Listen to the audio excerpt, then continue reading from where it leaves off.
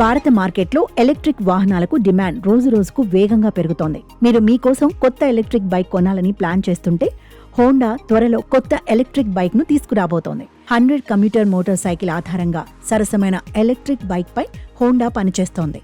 Japan ద్విచక్ర వాహన తయారీదారు ఈ ఎలక్ట్రిక్ మోటార్ సైకిల్ కోసం పేటెంట్ దరఖాస్తును దాఖలు చేశారు. రాబోయే ఎలక్ట్రిక్ వాహనం డిజైన్, సాంకేతిక ప్రణాళికను వెల్లడించారు. కంపెనీ చాలా సరసమైన ఎలక్ట్రిక్ మోటార్ సైకిల్ను మార్కెట్లోకి తీసుకురావాలని యోచిస్తోంది. ఇది ఇప్పటి వరకు అధిక ధరల మోడళ్లచే ఆధిపత్యం చెలాయించిన భాగంలో బ్రాండ్ తన స్థానాన్ని సంపాదించుకోవడానికి సహాయపడుతుంది.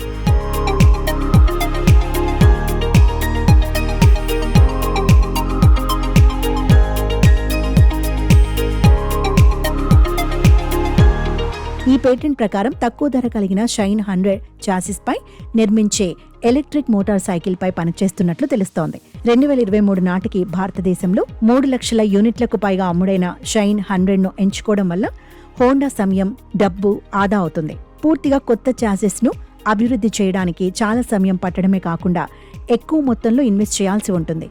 కానీ ఇప్పటికే ఉన్న ఫ్రేమ్ ను ఉపయోగించి దానిని కొద్దిగా సవరించడం ద్వారా ఎలక్ట్రిక్ మోటార్ సైకిల్ తయారు చేయడం చౌకైనదిగా మారవచ్చు.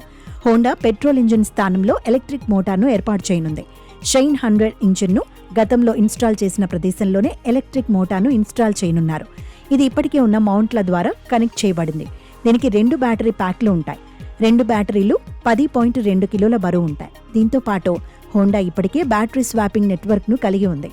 యాక్టివా ఈ ఎలక్ట్రిక్ స్కూటర్ను మద్దతుగా దీనిని విస్తరిస్తున్నారు.